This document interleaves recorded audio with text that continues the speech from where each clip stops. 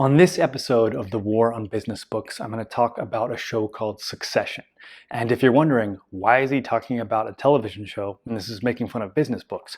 Just because we make fun of business books doesn't mean we look at other sources to find insights about business, entrepreneurship, and innovation.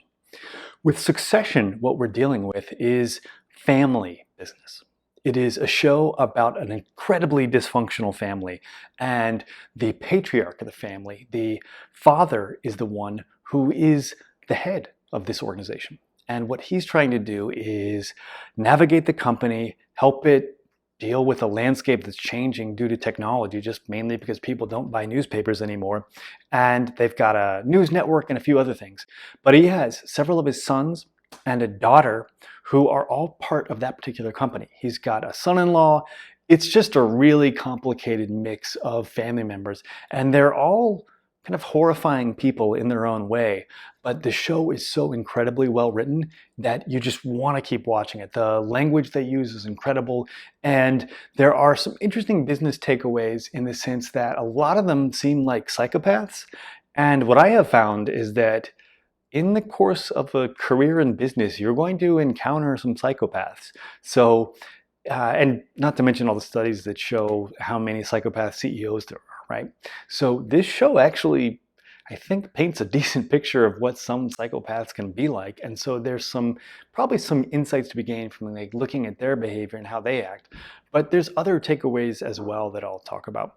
One of them is that working with family members is very often a no-no. Succession is the formal business term for when you have a succession plan of passing down a business from one person or group of people to another person or group of people. And that's why this show is titled that. But these things are thorny, and it's in fact, I think, its own discipline as far as there are psychologists and lawyers and accounting specialists who all serve family businesses that need to go through succession, right? So be careful when you go into business with your family.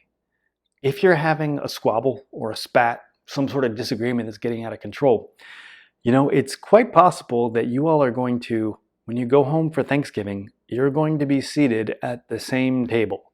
So whatever intense experience you were going through there, whatever disagreement you have, might be coming back home and you're not really able to escape it. And so there's something to be said for keeping some separation of your work life and your home life. And that really evaporates when you're in a family business. Related to this is there's an expression called "don't keep your honey where you make your money," which is another kind of phrase that basically points to the fact of working at the same place as your significant other can also pose challenges for that same reason I just suggested. But there's also challenges where relationships can have enough friction in them. And if now there's a third party in your relationship, your workplace, your work dynamic is now entering between you and your spouse or you and your partner, that can be something that's difficult to navigate. And a lot of times the best approach is to never find yourself in those situations in the first place. Now, we all don't get necessarily to pick and choose every aspect of our careers, but this is something where if you're given choices to do these sorts of things, a lot of times it's better to go out on your own and figure things out that way.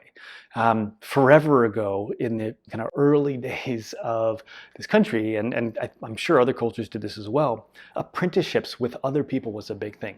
So that if you were working for, if your dad was a blacksmith, you might go work underneath a cobbler for a while and go work for someone who's not yours, not part of your family.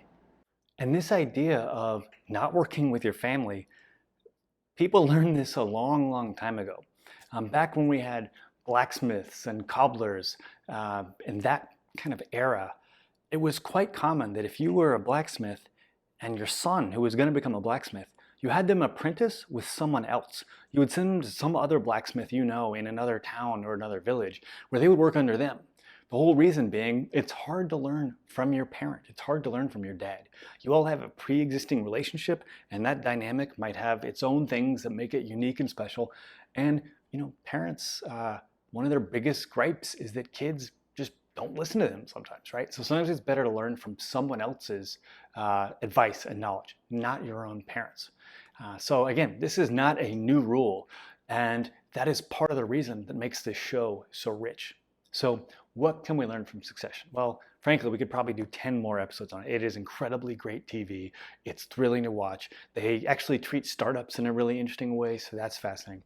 But I would say be careful and be cautious when you go into business with your family, and think about the fact that your work life and your personal life, they can kind of become the same thing.